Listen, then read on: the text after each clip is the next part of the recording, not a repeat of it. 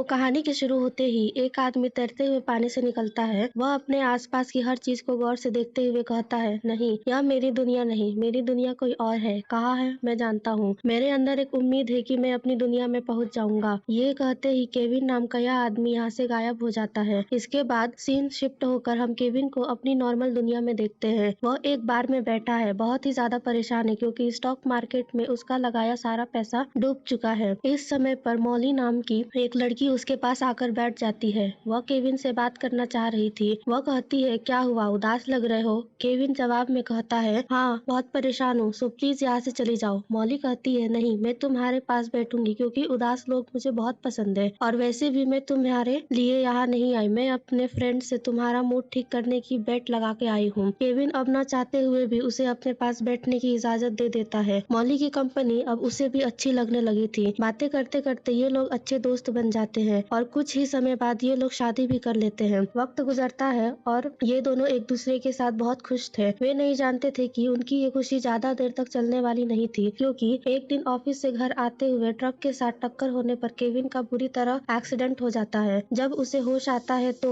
वह एक खाली रोड पर था, बिल्कुल जिंदा और सलामत। वह इधर उधर देखता है। यहाँ एक बूढ़े आदमी के अलावा कोई नहीं था, ना कोई इंसान, ना ट्रैफिक। वह इस बूढ़े आदमी से पूछता है, मेरा एक्सीडेंट हुआ था, मेरी गाड़ी कहाँ है, मेरा फोन कहाँ है, मुझे अपनी वाइफ को कॉल करनी है। इस सब के जवाब में बूढ़ा आदमी कहता है, तुम ऐसा कुछ नहीं कर पाओगे केविन, क्योंकि तुम एक दूसरी दुनिया में हो। ठीक एक्सीडेंट के टाइम पर मैं तुम्हें वहाँ से निकाल कर यहाँ ले आया था। अब बूढ़ा आदमी केविन से अपना तारुफ कराता है और कहता है, मैं बेनिफेक्टर हूँ, मेरा काम है लोगों को एक दुनिया से दूसरी दुनिया में शिफ्ट करना। ये बातें करते करते वह केविन को एक रेस्टोरेंट में बुलाता है। केविन कहता है, मुझसे मजाक करना बंद करो, मुझे मेरी दुनिया में वापस जाना है। तुम आखिर मुझे यहाँ क्यों लाए हो। बेनिफेक्टर कहता है, हाँ, मैं तुम्हें इस दुनिया में इसलिए लाया ताकि तुम भी मेरी तरह एक शिफ्टर बन जाओ। तुम्हारा काम होगा असली दुनिया से दुखी और गुस्से वाले लोगों को निकाल कर यहाँ इस दुनिया में लाना। केविन जवाब में कहता है, मैं नहीं मानता कि ऐसा कुछ पॉसिबल है, मुझे प्रूफ दो। ये जो तुम्हारे साथ वेट्रेस बैठी है, इसे गायब करके दिखाओ। बेनिफेक्टर कुछ भी बोले बगैर अपने हाथ में बंधी हुई ब्रेसलेट पर कुछ कोड दबाता है और वह लड़की वहाँ से गायब हो जाती है। सच्चाई जानने के बाद केविन घबरा जाता है और कहता है, मुझे कोई शिफ्टर नहीं बनना, प्लीज मुझे मेरी वाइफ के पास वापस भेज दो। पर बेनिफेक्टर कहता है, नहीं, जब तक तुम शिफ्टर नहीं बन जाते तुम यही रहोगे। लेकिन केविन शिफ्टर बनने से इनकार कर देता है। वह कहता है, मैं किसी को भी असली दुनिया से उठाकर यहाँ नहीं लेकर आऊंगा। वह अब गॉड से प्रे करने लगा था कि गॉड उसे यहाँ से निकाले। उसे गॉड से प्रे करते हुए देखकर बेनिफेक्टर गुस्सा होकर वहाँ से चला जाता है। इसके बाद केविन इस दुनिया को देखने के लिए बाहर निकलता है। यहाँ के लोगों में गुस्सा था, अजीब अफरा तफरी थी, कोई किसी से बात नहीं करता था, लड़ाई झगड़े थे, फैमिलीज तो यहाँ ना के बराबर थी। यहाँ खाने को ज्यादा कुछ नहीं था, लोग भूख के मारे एक दूसरे को मार देते थे। वक्त गुजरता है और आहिस्ता आहिस्ता केविन को इस जगह रहते हुए 5 साल गुजर जाते हैं। इस दुनिया की न्यूज में आज भी खबर थी कि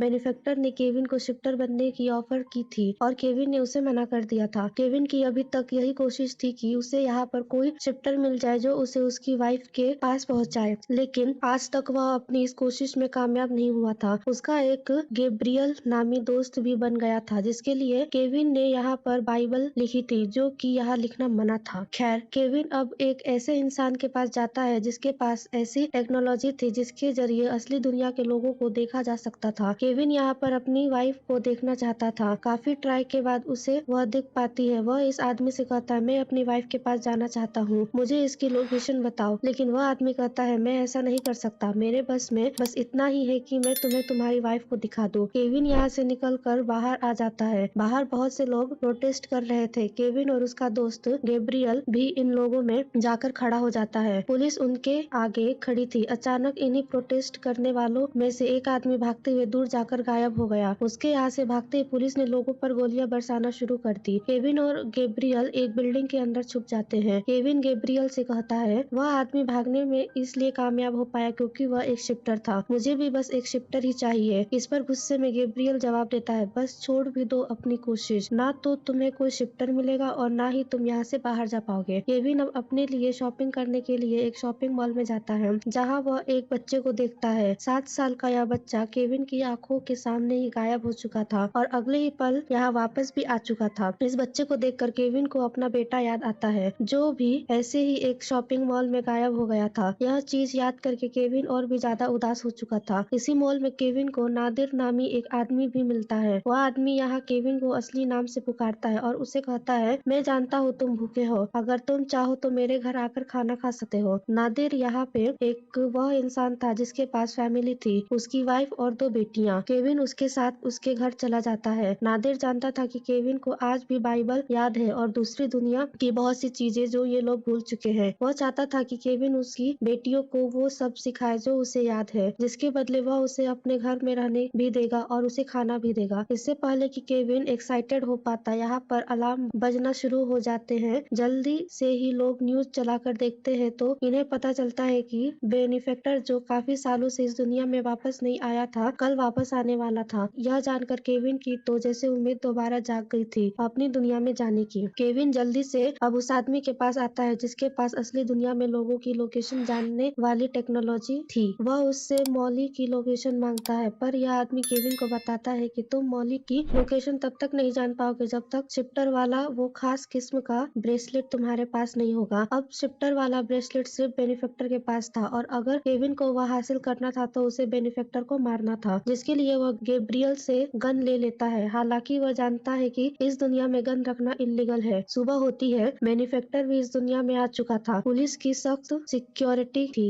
लोग बेनिफेक्टर से मिलना चाहते थे क्योंकि वे उसे अपना गॉड मानते थे, लेकिन केविन नहीं। केविन उसे शूट करने के लिए पुलिस से बचते बचाते किसी तरह उसके रेस्टोरेंट में पहुंच जाता है। इससे पहले कि केविन उसे शूट कर पाता, बेनिफेक्टर उसके हाथ में गन देखते ही खुद को यहाँ से गायब कर लेता है। अब पुलिस को भी यह बात पता चल चुकी थी कि केविन बेनिफेक्टर पर हमला करने के लिए आया था, इसीलिए वे रेस्टोरेंट के बाहर से ही केविन के ऊपर गोलियां चलाते हैं। केविन एक साइड में छुप जाता है। उसे अब यह बात समझ आने लगी थी कि शायद वह कभी अपनी वाइफ से नहीं मिल पाएगा, और यह सोचते ही वह जोर जोर से रोने लगता है। तभी बेनिफेक्टर उसके सामने आकर कहता है, आज से कितने साल पहले मैंने तुम्हें शिफ्टर बनने की ऑफर की थी, तुम मेरी बात नहीं माने, इसीलिए आज पछता रहे हो। अगर तुमने मेरी बात मान ली होती तो तुम आज यहाँ रो ना रहे होते, या तुम आज अपने घर होते, या इन लोगों के मसीहा बन चुके होते। केविन कहता है, नहीं बनना मुझे किसी का मसीहा, मुझे बस मेरे घर जाना है, मेरी वाइफ के पास, मॉली के पास। इसके बाद गुस्से में बेनिफेक्टर से पूछता है, तुम्हारे पास गन कहाँ से आई? गैब्रियल ही है ना? ये कहते ही वह अपने शिफ्टर मशीन के जरिए गैब्रियल को भी यहाँ टेलीपोर्ट कर लेता है। गैब्रियल को अच्छी खासी सुनने के बाद बेनिफेक्टर केविन से कहता है, तुम्हें क्या लगा मुझे यहाँ पे होने वाली किसी चीज का पता नहीं चलता? तुम जो बाइबल के पेजेस लिखते हो मुझे उसका भी पता है। यह कहते ही वो